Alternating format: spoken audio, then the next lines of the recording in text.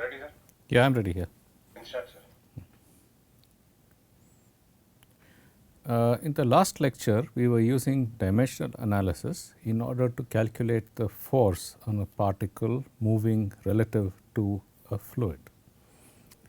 In this lecture, we will examine mass transfer, transfer of mass either to or from a particle could be moving in a fluid relative to the fluid as a function of the concentration difference between the surface of the particle and the ambient. Now, this problem is of interest, for example, in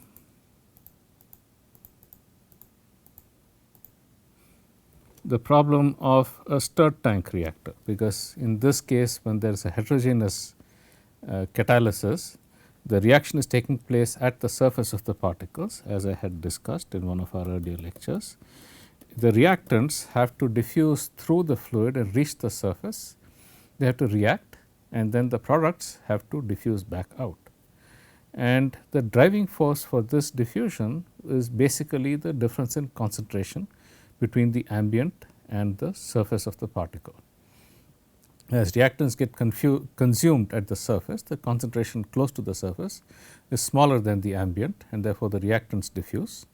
As products are produced, the concentration of the products close to the surface is higher than the ambient, and therefore, the products diffuse out.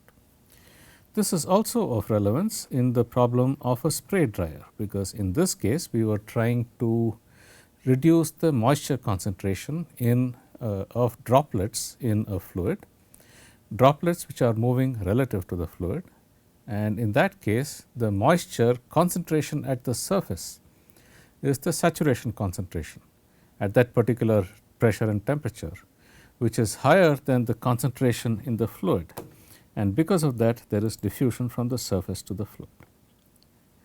So, the problem is we have a solid particle,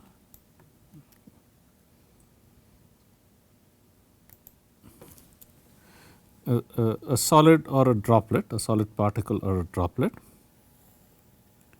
which is moving with some velocity relative to the fluid, and because it is moving with a velocity, there is a flow that is set up around the particle. Okay. The flow could be set up either because the particle is moving or because there is some external flow that is generated around the particle by the impeller in the reactor, for example, and of characteristic dimension d, moving with and there is a difference in the concentration of some solute between the surface of the particle and the ambient. In the ambient, far from the particle, we will assume that this concentration is some C infinity, and the concentration at the surface is a higher value Cs if the material is diffusing from the particle to the fluid. And there is a difference in concentration, delta C is equal to Cs minus C infinity, and due to this there is diffusion going on. So, the rate of diffusion depends upon the particle diameter. So, the rate of diffusion will depend, of course, on the particle diameter. So, as I said, in unit operations, rather than writing an expression for the rate of diffusion, we write an expression for the average flux, that is the total flux divided by the total surface area. So, the average mass flux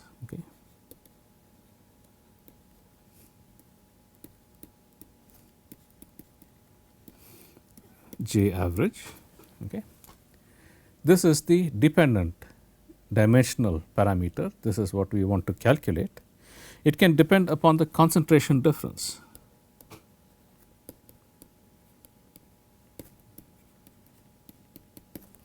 Delta C.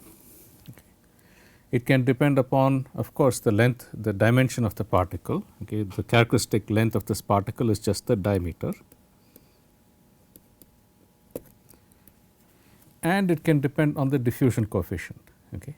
The diffusion coefficient is the proportionality constant in the Fick's law of diffusion, which relates the flux locally to the variation concentration over a certain distance. Okay. So, it can depend upon the diffusion coefficients.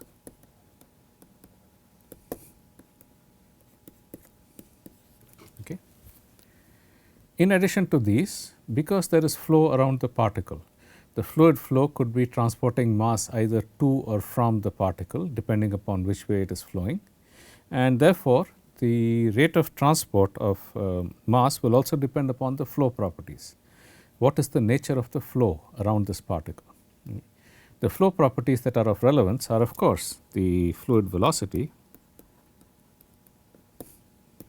okay, and the fluid properties. The fluid properties in this case are, of course, the density and the viscosity.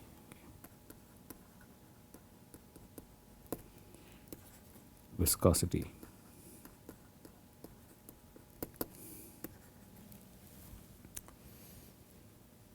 So, now we can write down the dimensions of each of these quantities and then find out how many dimensions are there totally, and therefore, how many dimensionless groups there should be. Okay. So, we can write down the dimensions. Okay. Flux, mass transported per unit area per unit time. Okay. Per unit area per unit time. The concentration, the difference in concentration has the same dimension as concentration, that is mass per unit volume. Okay. The flux has dimension of mass per unit volume. Okay. The diameter of the particle, of course, has dimension of length. Diffusion coefficient. We had calculated the diffusion coefficient earlier using Fick's law for diffusion. If you recall, I had said that Fick's law relates the change the flux due to a variation in concentration over a distance delta z. Okay. If I have two surfaces separated by a distance delta z and I have a difference in concentration between these two, okay, the mass is always transported from the surface with higher concentration to the surface with lower concentration. Okay. Okay. So, therefore, mass gets transported from the surface with higher concentration to the surface with lower concentration. Mass transfer rate directly proportional to concentration difference, directly proportional to area, inversely proportional to the separation delta z. Okay.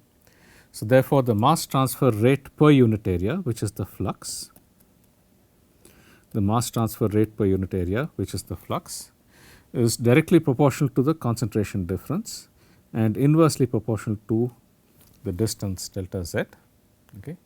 The proportionality constant is the diffusion coefficient with a negative sign in this case. Okay. The reason for the negative sign is because the mass is transported from higher concentration to lower concentration.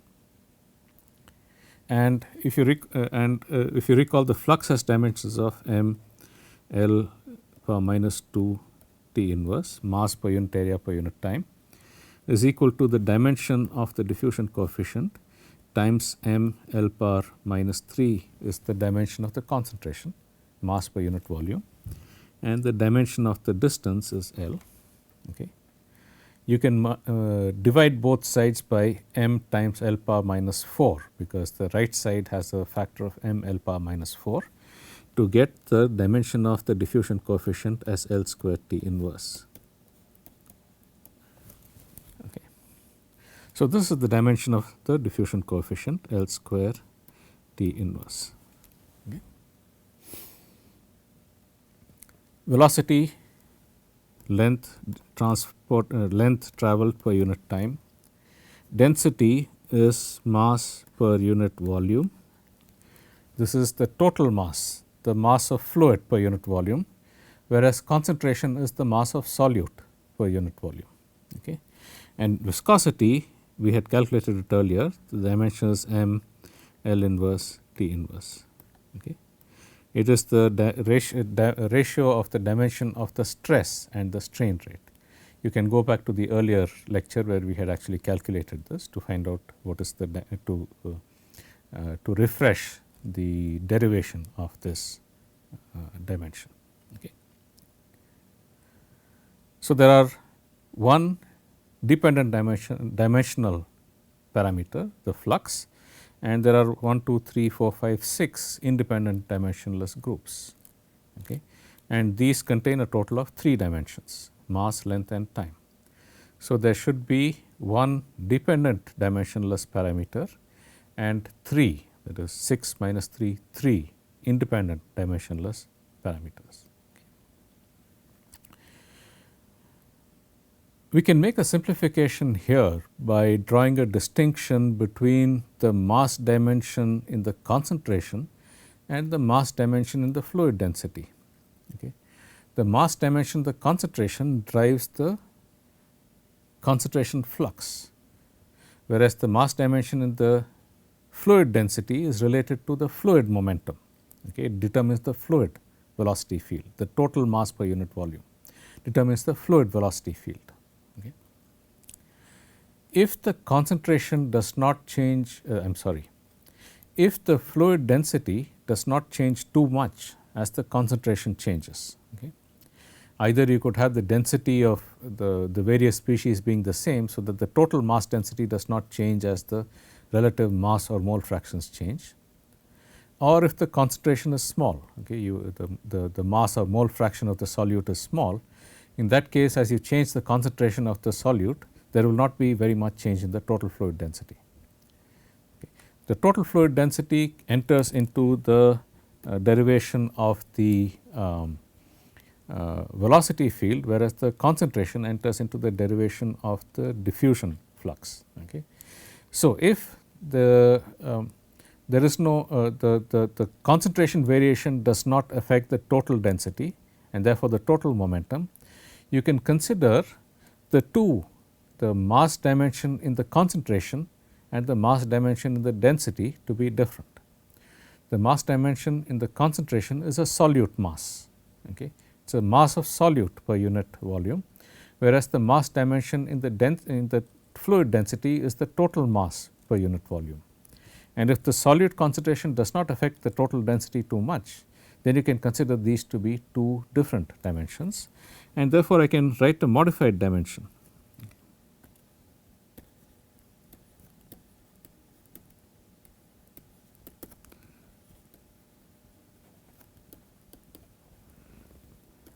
Okay. For the mass flux of the solute, I will use a mass of solute length power minus 2 T inverse. Okay. The concentration difference, I will use mass of solute L power minus 3. Okay. Whereas, in the expressions for the density and viscosity, I will use m for the total mass of fluid. Okay. I will use m for the total mass of fluid. Okay. If we do it this way, then we now have 4 dimensions in the problem: the mass of solute, total mass, length and time. Okay. 6 independent parameters. Therefore, there should be only 2 independent dimensionless groups. Okay. And we can then do dimensional analysis to find out what are those 2 independent dimensionless groups. Okay. First, the dependent dimensionless group. Okay. The dependent dimensionless group has to have the mass flux in it. Okay. And that dependent dimensionless group, since it has a dimension ms, right, you have to scale it somehow by the concentration difference, because that is the only other quantity that has the dimension ms. Okay. We can do the dimensional analysis as we did it in the previous few lectures by writing down the exponents of all the dimensions and then calculating those exponents from dimensional consistency. However, an easier way to do this is to realize that the flux and all the other properties appear in this Fick's law for diffusion. Okay. The Fick's law for diffusion applies locally at a point in the fluid. Okay. It does not apply for the total flux or the average flux. Okay. It does not apply for the average flux. It applies locally at each point in the fluid. However, the dimensions on both sides of this equation have to be the same, because the equation has to be dimensionally consistent. Okay. Therefore, I can define a scaled flux by just dividing the average flux by a quantity which has the same dimension as the right side of Fick's law of diffusion. Okay. I can define a dimensionless flux by dividing the average flux by a quantity which has the same dimension as the right side of Fick's law. Okay. And this quantity which has the same dimension as the right side is just equal to the diffusion coefficient times a concentration difference divided by a length. Okay. And we have only one characteristic length in this case, okay, the particle diameter. Okay. So, if I just take the average flux and divide it by a quantity which has the same dimension as the right side of Fick's law of diffusion, I will get a dimensionless parameter. Okay. This dimensionless parameter is called the Sherwood number, okay, or the non-dimensional flux, okay, the non-dimensional flux or the Sherwood number, defined by scaling the average flux by a quantity which has the same dimension as the right side of Fick's law. Locally at each point, the local flux has to exactly satisfy Fick's law. The average flux does not. Nevertheless, if you define an average flux by scaling it by the right quantity with the same dimension as the right side of Fick's law, you get a dimensionless parameter. And that dimensionless parameter is the non-dimensional flux or the Fick's law. This is the dependent dimensionless group. Okay. This is the dependent dimensionless group. Okay. And if you recall, we have two independent dimensionless groups. Okay. We have two independent dimensionless groups. Those involve the concentration variation, diameter, diffusivity, velocity, density, viscosity. Okay. One of them we have already seen in the last lecture, okay, that is the Reynolds number.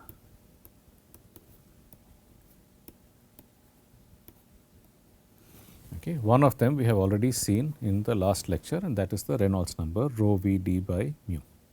Okay. And there has to be a second independent dimensionless group. Once again, you can do it by dimensional analysis.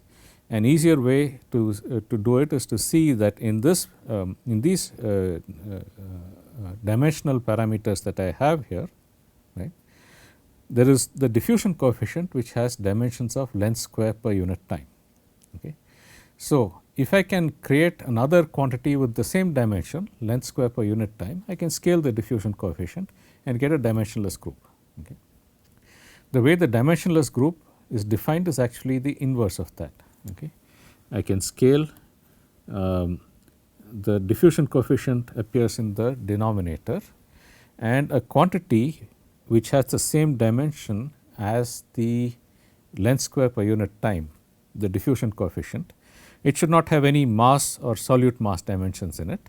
The only two parameters without the mass or solute mass dimensions are the diameter and the velocity. Therefore, if I take the velocity times the diameter and scale it by the diffusion coefficient, I will get a dimensionless group. And this dimensionless group is called the Beckley number. So, the correlation for the mass flux from a surface, okay, has to be of the form Sherwood number is equal to some function of the Reynolds number and the Beckley number. Okay. That is the result for the correlation.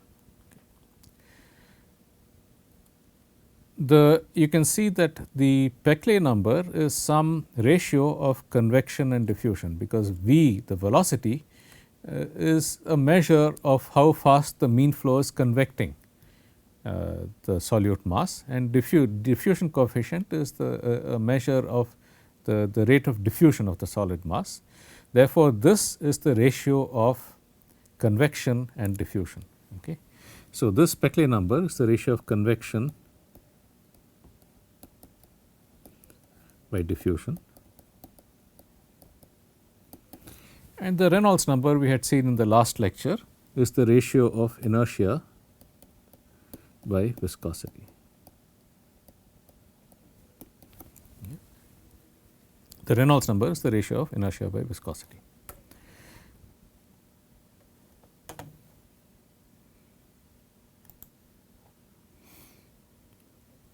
Okay.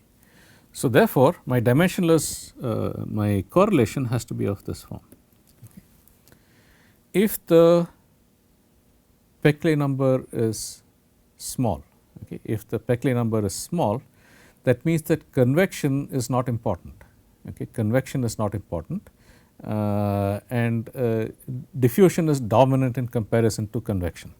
That is, the flow around the particle does not result in very much mass transport. Okay.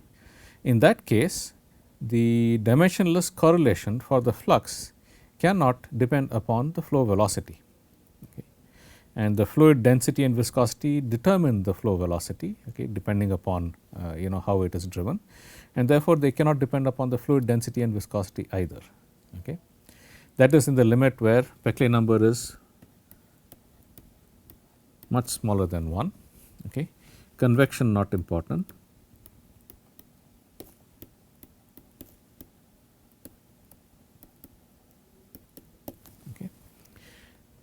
And therefore, the Sherwood number cannot depend upon the density, viscosity, etc.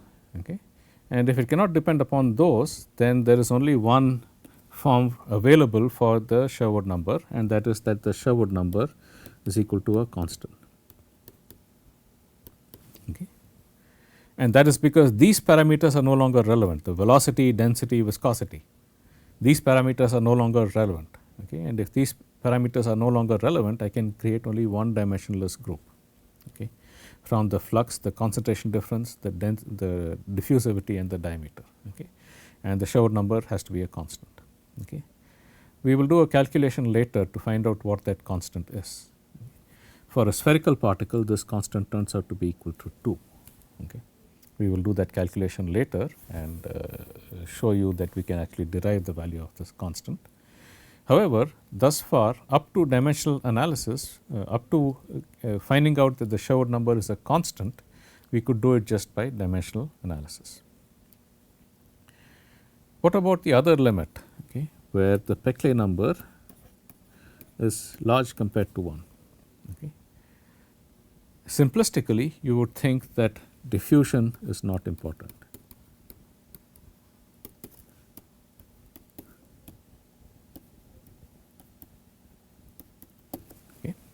Simplistically, you would think that the diffusion is not important, and therefore, the Sherwood number cannot depend upon the Peclet number. Okay. It should depend only upon the Reynolds number. That conclusion is not correct. Okay.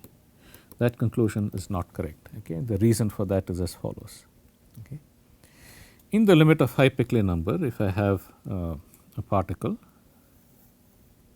okay, with a rapid flow around it. Okay. Now, the fluid velocity can transport concentration only along the fluid streamlines. Okay. The fluid velocity can transport concentration only along the fluid streamlines. Okay. At the surface of the particle, the fluid streamlines have to be parallel to the surface. You cannot have a component of the fluid velocity perpendicular to the surface, because that would violate the no penetration condition. Okay. A fluid velocity perpendicular to the surface would violate the no penetration condition, and therefore, you cannot have a fluid velocity perpendicular to the surface, okay, at the surface itself. Okay. That means that mass transfer at the surface, mass can be transferred across a surface only if there is a component of the flux perpendicular to the surface. Okay. A mass can be transferred across a surface only if there is a component of the flux that is perpendicular to the surface. That component of the flux cannot be due to the fluid convection, because the fluid velocity has no component perpendicular to the surface, and therefore, the flux from the surface itself necessarily has to be due to diffusion. Okay. And because the flux perpendicular to the surface is necessarily due to diffusion, diffusion is important for mass transfer from a particle even in the limit of high Peclet number, where the flow where the convective, where there is rapid flow past the particle, and convective effects are large compared to diffusive effects in the bulk of the flow. Okay. So, even in the limit of high Peclet number, you cannot neglect the Peclet number in the Sherwood number correlation.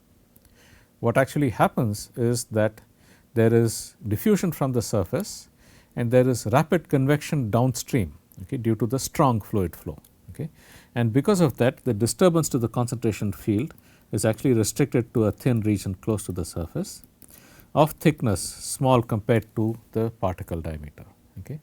And because of that, even in the limit of high Peclet number, the flux does actually depend upon the Peclet number and the Reynolds number in general. Okay. And we will come back and we will examine how to do this calculation and actually get a correlation for the Peclet number as a function of for the Sherwood number as some function of the Reynolds number and the Peclet number in the limit of high Peclet number. Okay. So, this is a summary of the dimensional analysis for the mass transfer from a particle. I had derived for you the two dimensionless groups, the independent dimensionless groups. One was the ratio of convection and diffusion for mass. The other is the ratio of inertia and viscosity for the liquid, because the velocity, the flow around the particle actually determines what is the rate of transport to the particle due to convection. Okay.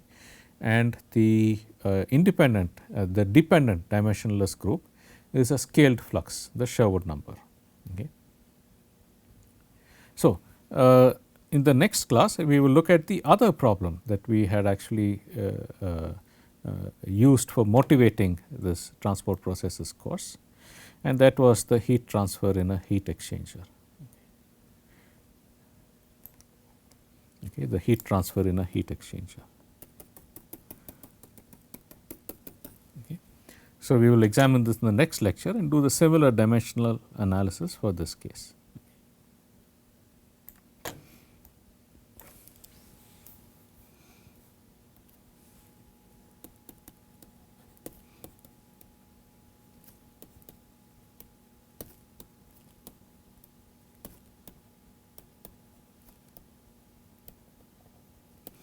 Okay. Basically, we have a shell and tube heat exchanger.